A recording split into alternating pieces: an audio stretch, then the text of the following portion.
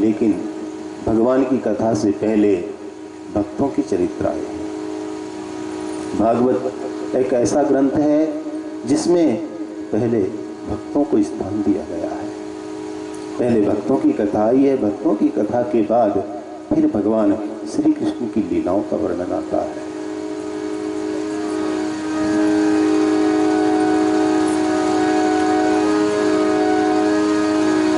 कल की कथा में आपने सृष्टि रचना का प्रसंग सुना। देवहूति, आकुति और प्रसूति मनु जी की 3 कन्याएं थी और प्रियव्रत और उत्तानपाद 2 पुत्र हुए। तीनों कन्याओं के वंश की कथा कल आपने सुनी। इसके बाद उनके पुत्र हुए प्रियव्रत और उत्तानपाद, ये 2 भाई थे। उत्तानपाद जी का चरित्र आता है। उत्तानपाद के यहाँ भगवान के महान भक्त ध्रुव आए। बड़े भाई का नाम था प्रियव्रत, लेकिन प्रियव्रत जी को सत्संग मिल गया, साधु की संगति मिल गई, तो प्रियव्रत का मन इस भौतिक जगत में नहीं लगा। उन्होंने देख लिया कि इस संसार के जितने भी विषय भोग हैं ये जड़ हैं और इन जड़ चीजों में कभी शांति नहीं मिल सकती है। शांति देने वाला चैतन्य परमात्मा है, इसलिए मुझे अपना संबंध उस परमात्मा से जोड़ना है। मनुष्य भूल में, अज्ञानता में कब तक भटकता है? तब तक कि उसको सत्संग नहीं मिलता। सत्संग एक नेत्र है, एक आंख है जो मनुष्य को दृष्टि दे देता है कि क्या झूठ है और क्या सत्य है। इसको तू देख और देख करके जीवन जी। सत्संग जी का मन वैरागी हो गया और उन्होंने कहा मुझे राजा नहीं बनना है। उनके छोटे भाई उत्तानुपाद राजा बने।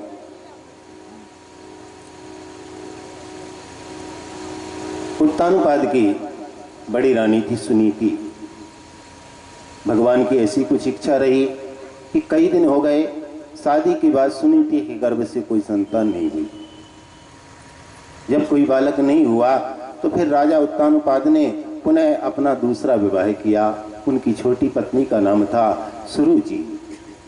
जब सुरुचि से विवाह कर लिया तो कुछ दिन के बाद बड़ी रानी सुनीति को भी एक बेटा हुआ और सुरुचि को भी एक बेटा हुआ। लेकिन राजा उत्तानुपाद जो छोटी रानी थी सुरुचि, उस सुरुचि को अधिक पसंद करते थे, उसको अधिक चाहते थे। सुरुचि के कहने से उन्होंने सुनीति का त्याग कर दिया। सुरुचि को अपने महल में रखते थे और महल से बाहर एक झोपड़ी बना दी। इस झोपड़ी में सुनीति अपने बेटा ध्रुव के साथ रहती थी। ये कथा उस राजा उत्तानुपाद की कथा नहीं है। भागवत की जो कथा है वो जीव मात्र की कथा है। माँ के गर्भ से ऊपर की तरफ पैर करके आने वाला जो जीव है, जीव को ही उत्तानुपाद कहा गया है। इस जीव की 2 रानी है, 2 पत्नी है। जीव के अंदर 2 प्रकार की बुद्धि है। उनको सुनीति और सुरुचि भागवत में कहा है। रामचरितमानस में सुमति और कुमति कहा है। ये जीव है, ये जीव सुनीति को पसंद नहीं करता है। सुनीति का अर्थ होता है अच्छी नीति और सुरुचि का अर्थ होता है अच्छी रुचि। रुचि वो है जो सांसारिक चीजों की तरफ ले जाए, विषय भोगों की तरफ ले जाए, उस बुद्धि का नाम है सुरुचि। और जो भक्ति मार्ग की तरफ, भगवान की तरफ ले जाए, उस बुद्धि का नाम है सुनीति। तो भक्ति मार्ग में चलना बहुत कठिन है। सुनीति को कोई पसंद नहीं करता है। मनुष्य जो है वो धन संपदाओं को, भौतिक जगत की माया का मार्ग ही पसंद करता है। वो सुरुचि के मार्ग पर चलता है। सुनीति के बेटे का नाम था ध्रुव और सुरुचि के बेटे का नाम था उत्तम। उत्तम का क्या अर्थ होता है? जो अच्छे में अच्छी चीज होती है उसको उत्तम कहते हैं। सुरुचि के मार्ग पर चलने वाले को जो सुख मिलता है वो आरंभ में अच्छा लगता है, लेकिन वो टिकाऊ नहीं होता है। थोड़ा सा मिला और खत्म हो जाता है। और सुनीति जो है वो भक्ति मार्ग है, भक्ति देने वाली बुद्धि है, सरस्वती है। उसके मार्ग पर चलने वाले को जो आनंद मिलता है उसका नाम है ध्रुव। ध्रुव का अर्थ है अटल, जो कभी चलायमान नहीं हो, जो हमेशा हमेशा रहे, उसका नाम है ध्रुव। भक्ति मार्ग पर चलने वाले को आरंभ में तो कष्ट मिलते हैं, लेकिन इसके बाद जो आनंद मिलता है वो अच्छे आनंद है, हमेशा हमेशा रहने वाला आनंद है। और उस सच्चे आनंद को ही ब्रह्मानंद कहा गया है। उस ब्रह्मानंद को पाने के ही लिए ये मनुष्य जीवन मिला है। मनुष्य जीवन पा करके जिसने उस सच्चे आनंद को पा लिया तो उसने मनुष्य जीवन का सच्चा सदुपयोग किया है। उस आनंद को पाने के लिए मनुष्य को सुनीति से प्रेम करना पड़ेगा, अच्छी नीति रख करके जीवन जीना पड़ेगा। भागवत में सुरुचि और सुनीति है, रामचरितमानस में सुमति और कुमति तुलसीदास जी ने बुद्धि का नाम दिया है। ये दो चीज मनुष्य के अंदर है। सुमति कुमति सबके उर रही, वेद पुराण निगम अस कहीं।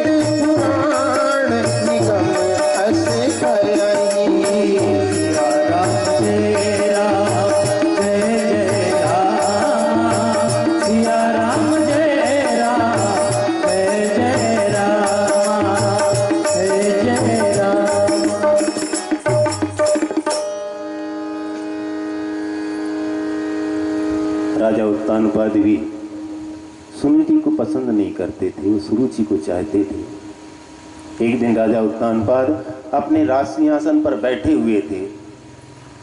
छोटी रानी का बेटा उत्तम उनकी गोद में खेल रहा था। घूमते घूमते ध्रुव भी आया। ध्रुव ने देखा कि मेरा छोटा भाई उत्तम पिता की गोद में बैठा है, तो मैं भी चलूं, चल करके अपने पिता की गोद में बैठूंगा। पिताजी मुझसे भी स्नेह करेंगे, मुझे भी सुख मिलेगा। पिता की गोद में बैठने का भाव लेकर वो बालक ध्रुव पिता की तरफ बढ़ने लगा। वहीं पर छोटी रानी सुरुचि खड़ी थी। सुरुचि ने देखा कि ये मेरी सौत का बेटा है, चाहे कुछ भी हो जाए, इसको राजा की गोद में मैं नहीं बैठने दूंगी। जैसे ही ध्रुव राजा की तरफ गोद की तरफ बढ़ रहा था, सुरुचि ने रोक दिया, ध्रुव तुम यहीं खड़ी रहो, तुम्हें राजा की गोद में बैठने का अधिकार नहीं। जब देखा ध्रुव ने उत्तम को कि पिता गोद में बैठा है, तब दौड़े दौड़े ध्रुव ने भी पिता गोद में बैठना चाहा है। बस उसी समय माता सुरुचि धुंधला कर ध्रुव से यूं बोली, ध्रुव खड़े रहो तुम नीचे ही, नहीं भाग्य में तेरे ये ओली। हे ध्रुव, तू नीचे खड़ा रहे, तेरे भाग्य में ऐसा नहीं है कि तू राजा की गोद में बैठ सके। यदि राजा की गोद में तुझे बैठना है तो तू वन में जा करके भगवान का ध्यान करना, भक्ति भजन करना। जब भगवान तुझ पर प्रसन्न हो जाएं तो उनसे ये वरदान मांगना कि भगवान इस बार तुम माता सुरुचि के गर्भ से मुझे जन्म दो। जब तू मेरे गर्भ से जन्म लेगा, मेरा बेटा बन करके आएगा, तभी तुझे राजा की गोद में बैठने का अधिकार है, अन्यथा मैं तुझे गोद में नहीं बैठने दूंगी। उस बालक ध्रुव को बुरी तरह से डांट कर अपमानित करके और सुरुचि ने वहां से महल से निकाल करके भगा दिया। अपमानित वो बालक ध्रुव आंखों से आंसू बहाता अपनी माता सुनीति के पास पहुंचा। माता सुनीति ने पूछा, बेटा ध्रुव तुझे क्या हुआ, तू क्यों रो रहा है? लेकिन वो बालक संस्कारी बालक है, कुछ बोलता नहीं है, केवल आंसू आंखों से आ रहे हैं। एक दासी आई, दासी ने आकर के बता दिया, महारानी जी छोटी रानी सुरुचि ने इसे इसके पिता की गोद में नहीं बैठने दिया, इसको डांट करके भगा दिया है, इसीलिए ये रो रहा है। रोते हुए ध्रुव को सुनीति समझाती है, बेटा ध्रुव तू रो मत, देख इसमें किसी का कोई दोष नहीं है। इस संसार में मनुष्य को सुख या दुख जो कुछ भी मिल रहा है वो सब उसके कर्म के अनुसार मिल रहा है। मैं भी किसी दिन इस महल में रहने वाली राजरानी थी, लेकिन मेरे कर्म ने, मेरे भाग्य ने आज मुझे इस झोपड़ी में लाकर के पटक दिया है। औरों का तो दोष क्या, औरों का तो दोष क्या, तकदीर बैरन हो गई। औरों का तो दोष क्या, तकदीर बैरन हो गई। कल तक थी जो महलों की रानी, बेटा भिखारिन हो गई, बेटा भिखारिन हो गई। सुनीति ध्रुव को समझा कि ये बेटा ध्रुव, ये राजा उत्तानपाद ये तेरे सांसारिक पिता है, लेकिन इस पिता से भी बड़ा परम पिता जगत पिता परमात्मा है, जिसका इस संसार में सम्मान नहीं होता है, उसका सम्मान वो परमात्मा करते हैं। इस पिता ने भले ही तुझे गोद में नहीं बैठाया, तेरा निरादर कर दिया है, लेकिन वो परम पिता परमात्मा सच्चा पिता है और वो तुझे जरूर एक दिन गोद में बैठाएगा। बेटा मन धीर धार काहे को उदास होत, बेटा मन धीर धार काहे को उदास होत। प्रभु जगदीश्वर सबकी विपत्ति हरैया है, दशरथ को छैया माँ यशोदा को कन्हैया। नख पे गिरवर धरैया सबकी लाज को बचैया है, नख पे गिरवर धरैया सबकी लाज को बचैया है। ध्रुव को ये बात लग गई, कहा माँ चाहे कुछ भी हो जाए, मेरे जो सच्ची पिता परमात्मा है, उस सच्ची पिता परमात्मा की गोद में मैं जरूर बैठूंगा, जरूर उस परमात्मा को पाऊंगा। ध्रुव ने सुन लिया था कि उस भगवान को पाने के लिए भक्ति करना पड़ता, ध्यान करना पड़ता है, भजन करना पड़ता है। ध्रुव जी विचार करते हैं कि यदि मैं घर पर रहूंगा तो घर पर भजन ध्यान नहीं हो सकेगा। मैं ऐसा करता हूं, इस परमात्मा को मुझे पाना है, अपने सच्चे पिता की गोद में बैठना है, तो घर द्वार सब कुछ छोड़ करके और मैं वन में चलूंगा। लेकिन दिन में माँ मुझे जाने नहीं देंगी। जब रात में माँ को नींद आ जाएगी, सब लोग सो जाएंगे, तब अंधेरे में अर्धरात्रि में मैं घर छोड़ करके चलूंगा। ऐसा विचार उस बालक ने कर लिया।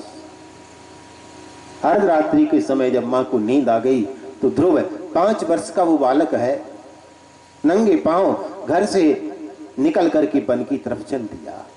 जब ध्रुव सब कुछ छोड़ करके भगवान परमात्मा को पाने की लगन ले करके ईश्वर की तरफ चल दिया, तो भगवान को ध्रुव की चिंता हुई।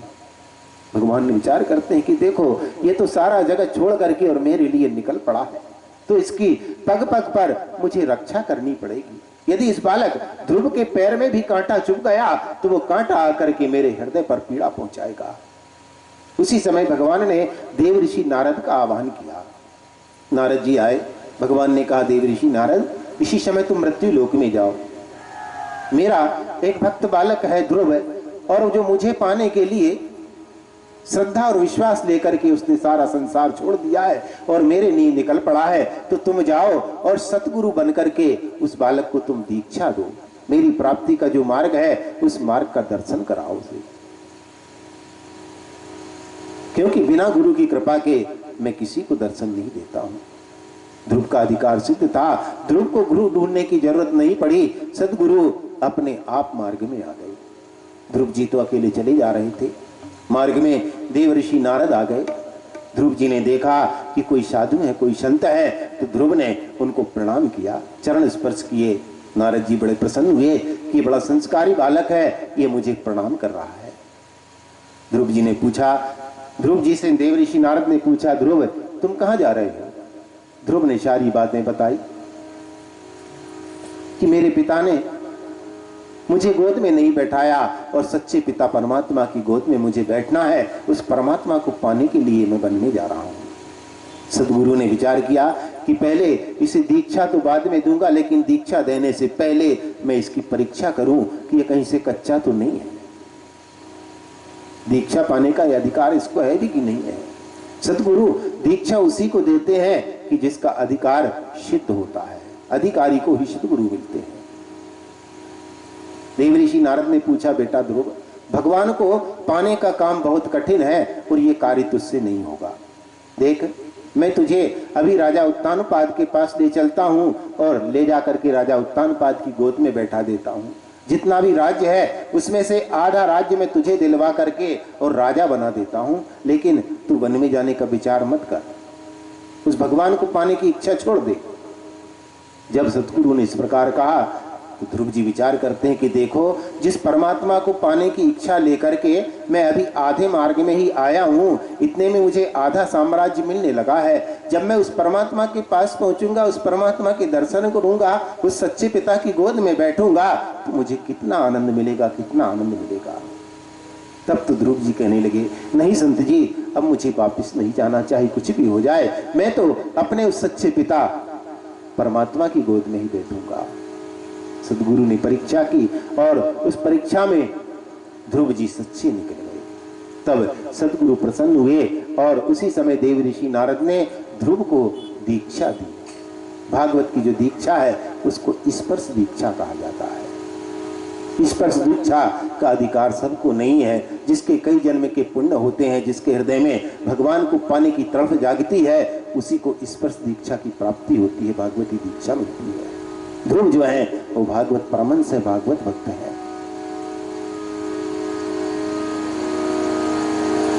ये शरीर है, शरीर रूपी चादर है। इस चादर को जब सतगुरु के पास ले जाया जाता है तो सतगुरु इसको भक्ति के रंग में रंग देते हैं, सच्चे रंग में रंग देते हैं। भक्ति का रंग एक ऐसा रंग है जो अंतिम रंग है। ये रंग या तो किसी को लगता नहीं, और जिसको ये रंग लग जाए तो फिर ये रंग छूटने वाला नहीं है, फिर इस पर संसार का रंग नहीं लग सकता। इस शरीर रूपी चादर को सतगुरु ही भक्ति के रंग में रंग देते हैं।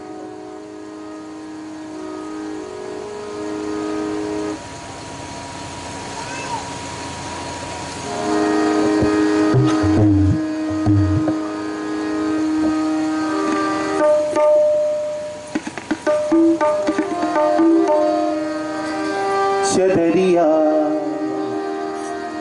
चदरिया बीनी रे बीनी, राम नाम रस भीनी, चदरिया बीनी रे बीनी।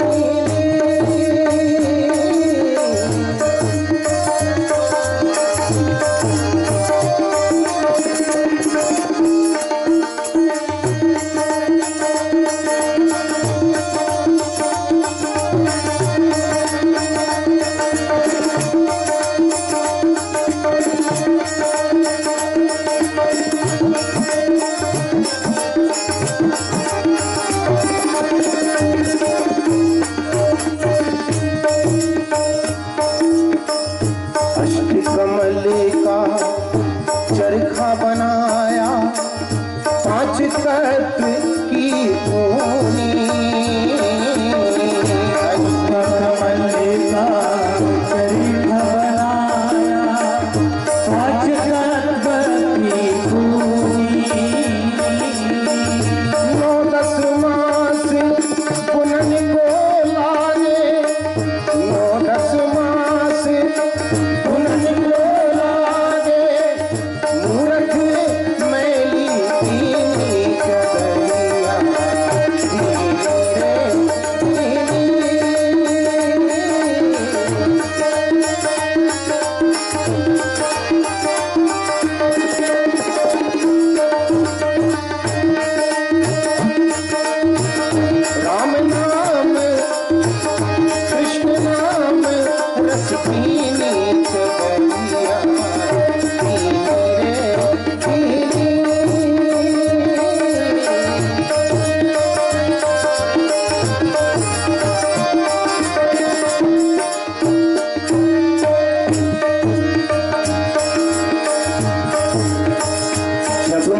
चादर बन घर आई, रंगरेज को दीनी, चदरिया रंगरेज को दीनी।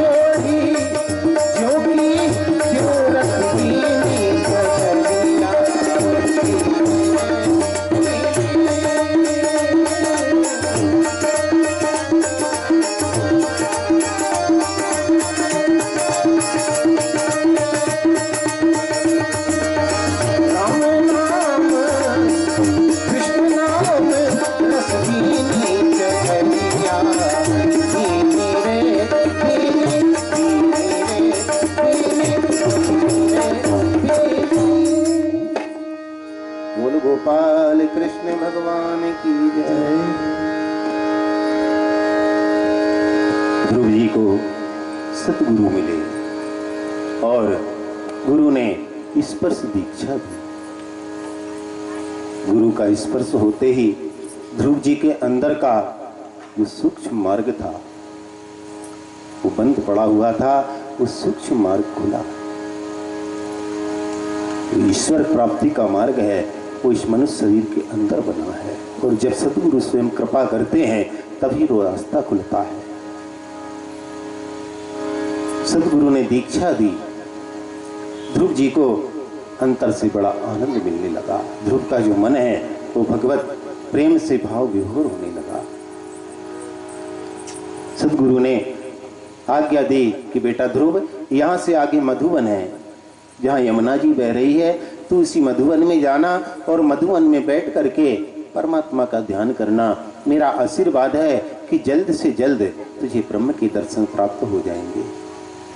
गोविंद का मिलना कठिन नहीं है, कठिन तो सतगुरु का ही मिलना है।